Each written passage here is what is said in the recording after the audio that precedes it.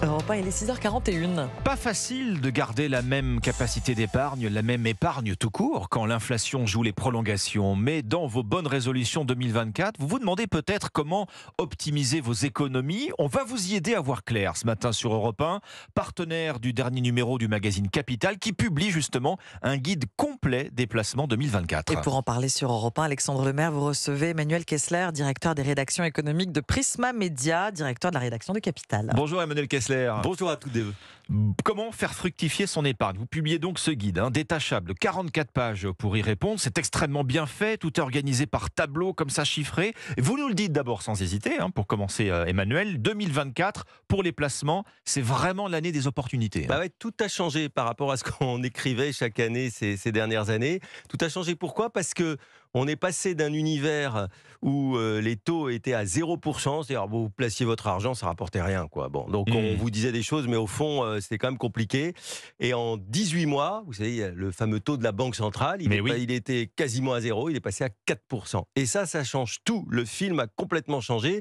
Alors, l'inconvénient, c'est que c'est plus compliqué d'emprunter de l'argent, mais quand vous avez de l'épargne disponible, et vous savez que les Français en ont pas mal, évidemment, c'est inégalement réparti. Ils sont plus fourmis que cigales, les Français. On a un taux d'épargne en France qui est dans les plus importants des pays développés, 18%. On peut mettre un peu de l'argent de côté. Et ben à ce moment-là, il y a pas mal de choses qui rapportent un peu d'argent et qui vous protègent contre l'inflation, ce qui est intéressant. On va regarder tout ça un peu plus en détail avec vous maintenant. Nos auditeurs sont peut-être un peu perdus devant la forêt de choix de placement disponibles. Si on parle d'abord valeur refuge, le livret A, bien sûr, ça reste le placement incontournable aujourd'hui. Évidemment, le livret A, là aussi, pendant des années, il n'était pas très intéressant. Et là, il est à 3%.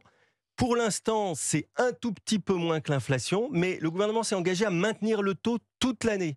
Ce qui veut dire qu'en deuxième partie d'année, probablement, ce sera même un peu plus que l'inflation. En tout cas, c'est ce que nous avait annoncé Bruno Le Maire.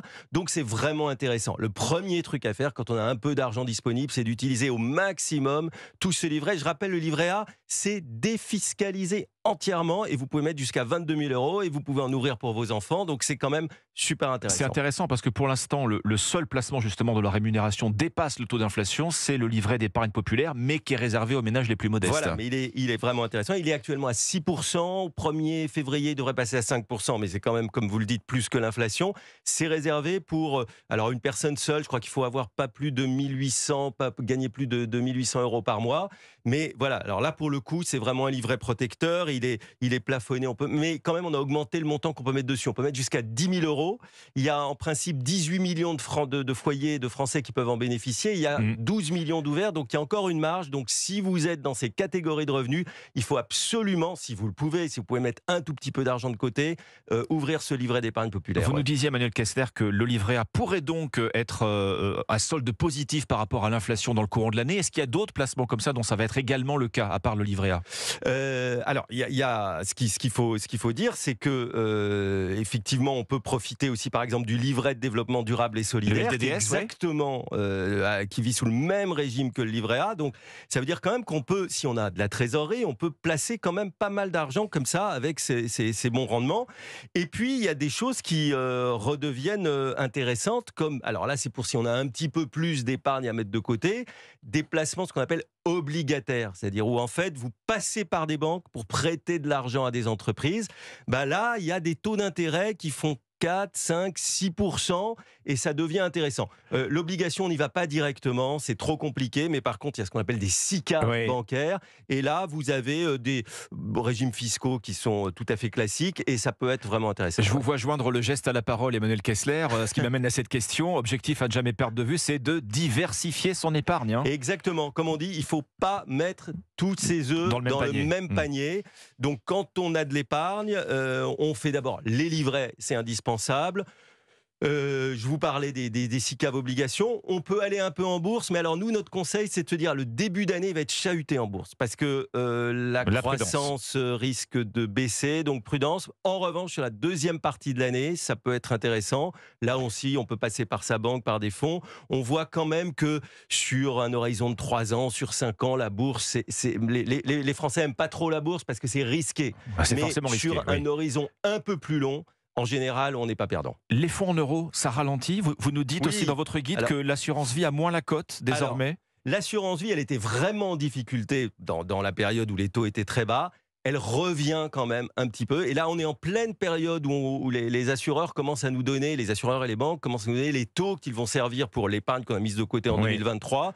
Et on était avant sur du 1%, sur du 2%, on va vers sur du 3% de rendement. Donc ça redevient intéressant. Si j'ai des fonds d'assurance vie, je les laisse. Mais il faut bien sûr les laisser, en ouvrir des nouvelles si on peut, mais pas casser celles qu'on a. Parce que je rappelle que on n'a pas de sortie imposée sur les plus-values au bout de 8 ans. C'est super intéressant, que c'est très intéressant pour les succession parce que vous choisissez votre bénéficiaire et vous payez pas de droits de succession jusqu'à 150 000 euros d'épargne. Et puis il y a des nouveaux fonds qui se créent qui sont vraiment intéressants. Donc oui, l'assurance vie après le livret A sur de l'épargne cette fois de long terme. La livret A c'est du court terme. L'assurance vie c'est on prépare vraiment l'avenir.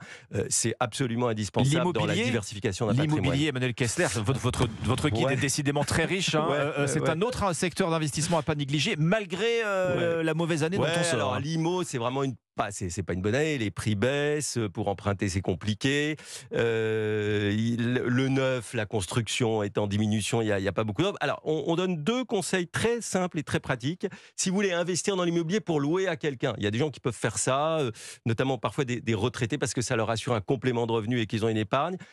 C'est intéressant d'aller acheter des passoires thermiques. Vous savez, ces logements qui sont mal classés GH parce qu'ils sont décotés en ce moment sur le marché. Donc on donne ce conseil-là.